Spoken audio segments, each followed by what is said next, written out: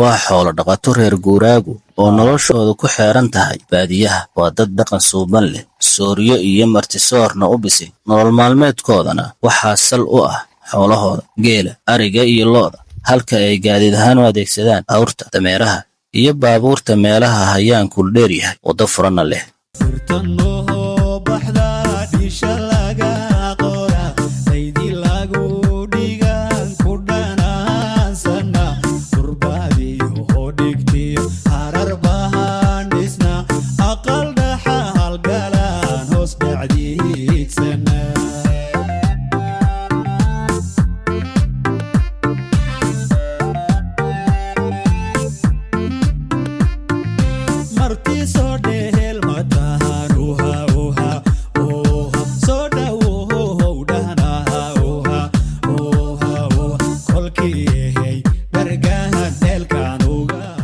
qorshaha qoysku waa filaanshaynta xoolaha oo laga baarayo neefkii naloo loogi lahaa. ma ogin oo waa annaga ardaaga shawrayna, balse malaha dareenku waa jiraan.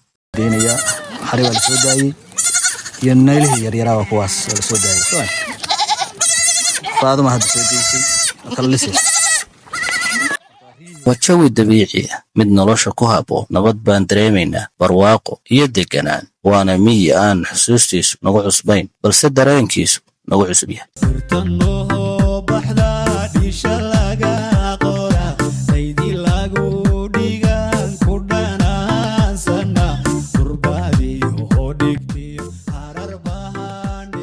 ardaagaasaan fadhina halkaasaa dab noo baxaya gala hayagaasaan iska fadhina waxay nimcaan ku fadhinaa waxa weeye maasha allah suuqa ay fadhida caawa waxaan u hoyanay mid ka mid a oosha deegaanka oo ah Cabdi Maxamed Aadan, nin deeq badan. neef baa naloo loogay si marti ahaana. waxaan fadhinaa ardaa naloo goglay.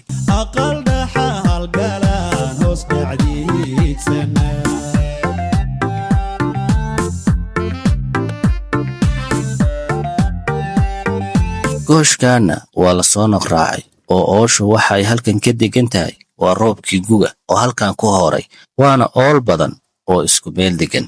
halkan waa Sanaag, gaar ahaan dooxada Xaaris oo hoos timaada magaalada Xingalool. waa dhul sanadka loo soo naqraacay, roob baa da'ay, dooxooyinkuna waa doog, dadkii iyo duunyaduna waa ku jimcoo yihiin. qoraxda hadda soo baxday subax hore.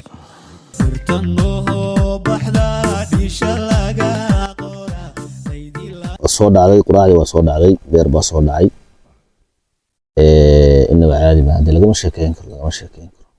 canjeeladana waa timaaday.